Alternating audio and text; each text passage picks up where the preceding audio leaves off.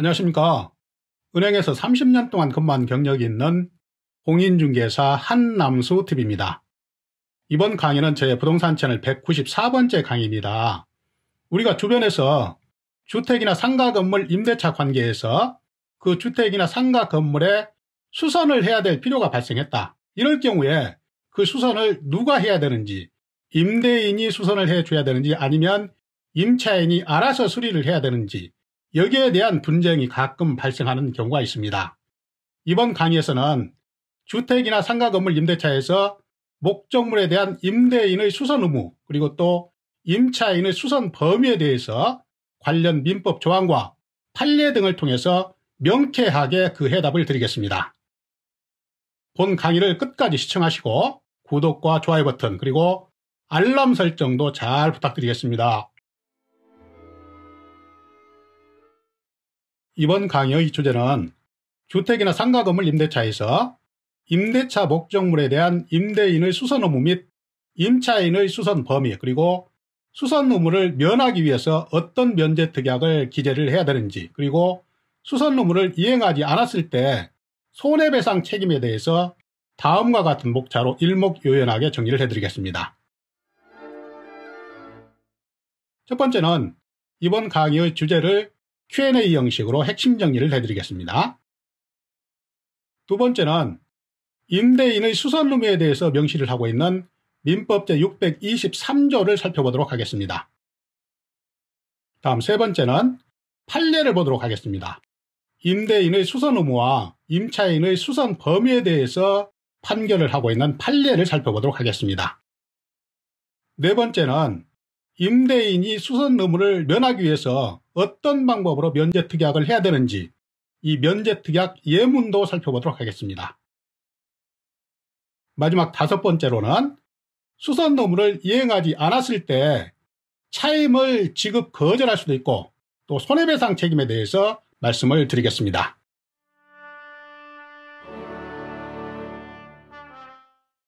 이제 본론 설명을 드리겠습니다. 첫 번째로 이번 강의의 주제에 대해서 Q&A 형식으로 일단 핵심 정리를 간략하게 해드리겠습니다. 먼저 질문을 보시면 주택이나 상가 건물 임대차 관계에서 형광등, 수도꼭지 교체 등의 사소한 수리 또는 대수선은 임대인이나 임차인 중 누가 수선 의무를 부담할까요? 이러한 질문에 대해서 관련 판례나 법 규정을 통해서 먼저 간략하게 해답을 드리겠습니다. 그 해답을 보시면 별 비용이 들지 않는 사소한 수리는 임차인이 부담을 합니다. 그리고 그 이상은 임대인이 수선 의무를 부담하게 되는 것입니다. 그런데 이러한 임대인의 수선 의무에 대해서 수선 의무 면제 특약을 했다면 임차인이 수선 의무를 부담합니다. 그럼에도 불구하고 대수선은 여전히 임대인이 수선 의무를 부담하게 되는 것입니다. 임대인의 수선 의무 면제 특약을 했다 하더라도 대수선, 큰 수리를 해야 될 필요가 있다. 이런 경우에는 여전히 임대인이 책임을 진다는 얘기예요. 다음 세 번째는 그렇지만 대수선도 임차인이 부담하기로 수선 의무를 구체적으로 명시한 경우에, 그러니까 특약에 대수선도 마찬가지로 임차인이 수선 의무를 부담한다. 이렇게 특약에 구체적으로 명시한 경우에는 임차인이 수선 의무를 부담합니다.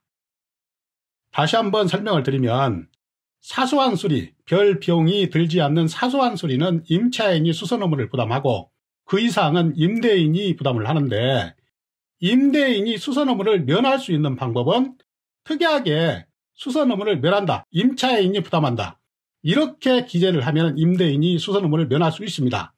그런데 이렇게 특약에 기재를 했다 하더라도 큰 수선, 대수선은 여전히 임대인이 책임을 부담하는데, 또 특약을 이러한 대수선도 임차인이 수선 의무를 부담한다, 이렇게 구체적으로 특약을 하는 경우에는 임차인이 수선 의무를 부담한다는 것입니다.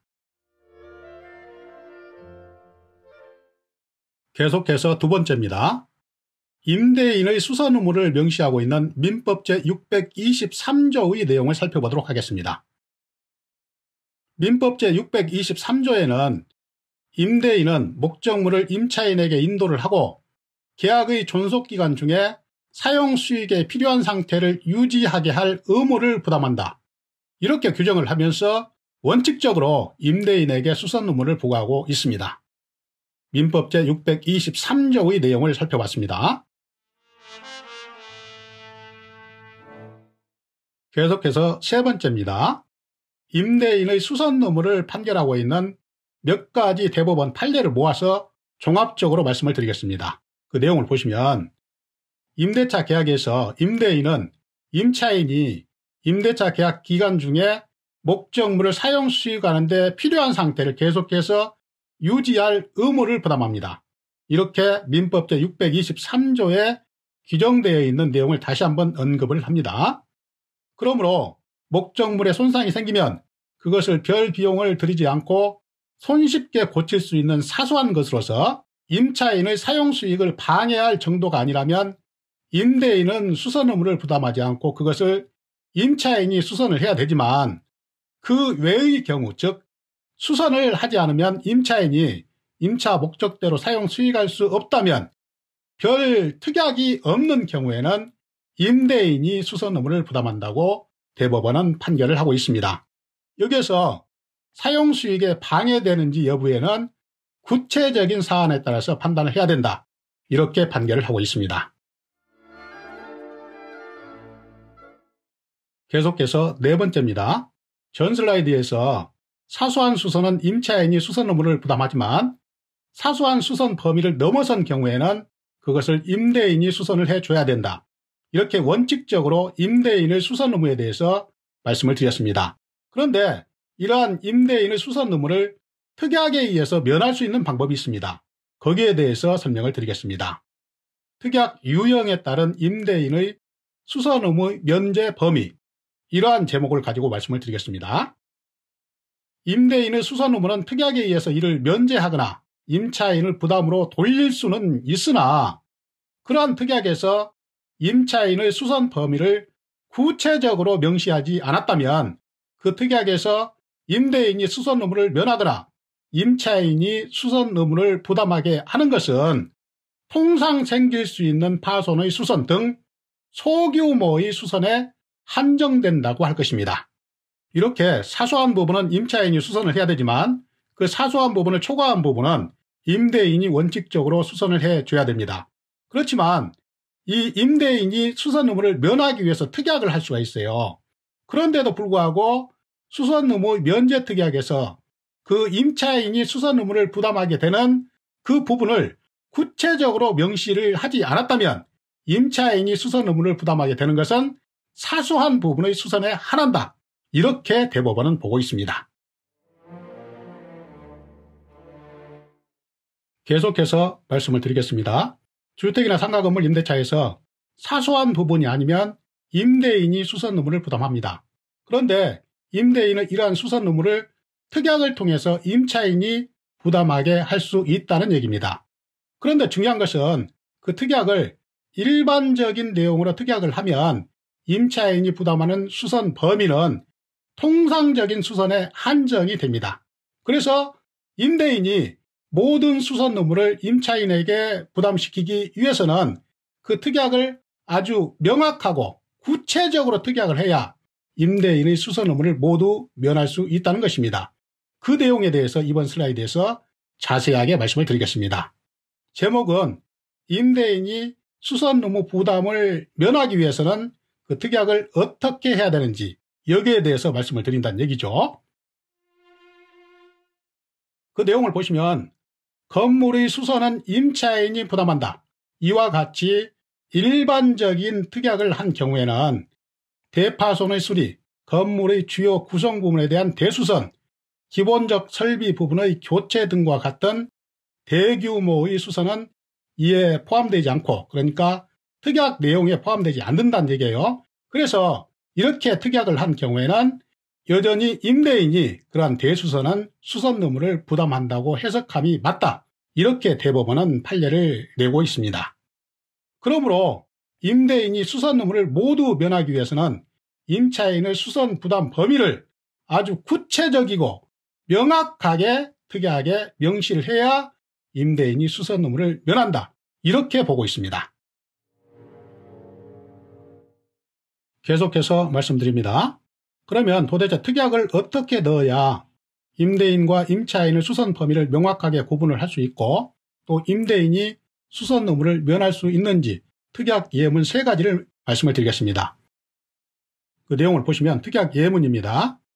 첫 번째, 대파손의 수리, 건물의 주요 부분의 대수선, 기본적 설비 부분의 교체 등과 같은 대규모 수선을 제외한 나머지 수선은 임차인이 부담한다.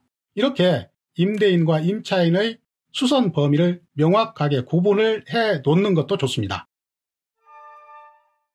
다음 두 번째는 입주 후 7일까지 발견된 하자는 임대인이 모두 수리를 하고 그 후에는 사용에 문제가 되는 하자 부분, 그러니까 옥상, 천정, 벽, 수도관, 싱크대, 보일러 이러한 부분의 누수 및 교체 등은 임대인이 수리를 하고 형광등, 수도꼭지, 변기, 부속품 교체와 같은 사소한 수리는 임차인이 부담한다. 이것도 마찬가지로 임대인과 임차인의 수선 범위를 명확하게 구분을 해 놓은 것입니다.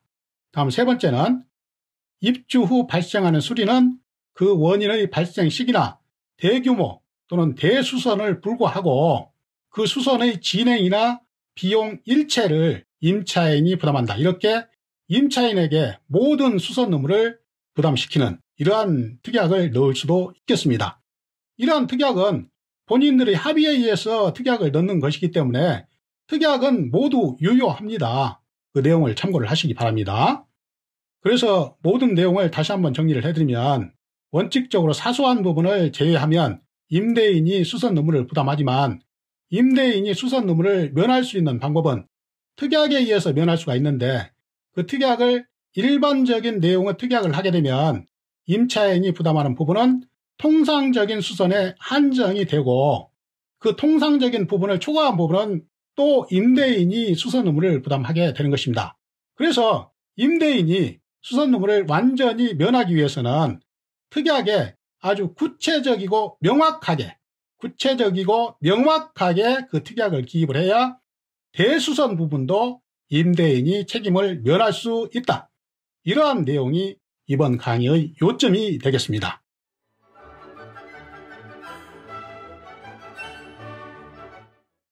다음은 마지막 5번째입니다. 이렇게 수선 의무를 이행하지 않았을 때 임차인은 차임 지급을 거절할 수 있어요. 또 임대인에게 손해배상 책임이 있습니다. 그 내용에 대해서 간략하게 말씀을 드리겠습니다. 그 내용을 보시면 임대인이 임차인으로 하여금 목적물을 사용 수익하게 할 의무를 해태한 경우에는 임차인은 그 지장의 한도 내에서 차임 지급을 거절할 수 있다. 판례에 나와 있는 내용입니다. 다음 두 번째는 임대인의 귀책 사유로 목적물의 인도가 불완전하거나 수선 의무를 지체한 경우에는 임차인은 임대인을 상대로 채무 불이행을 이유로 손해배상을 청구할 수도 있고 그로 인해서 임대차의 목적을 달성할 수 없는 경우에는 계약 해지를 할 수도 있습니다. 이렇게 임대인이 수선 의무를 불이행할 때 임차인은 그 해당 부분에 대해서 차임 지급 거절을 할 수도 있고 또 손해배상 책임을 지울 수도 있다는 내용을 말씀을 드렸습니다. 시청자 여러분, 지금까지 주택이나 상가건물 임대차에서 임대차 목적물에 대한 임대인의 수선 의무, 또 임차인의 수선 범위, 또 임대인이 수선 의무를 면하기 위한 특약 방법, 또 손해배상 책임에 대해서 민법과 관련 판례 등을 참고로 해서 그 해답을 명쾌하게 드렸습니다. 좀 이해가 되셨는지요? 도움이 되셨는지 모르겠습니다.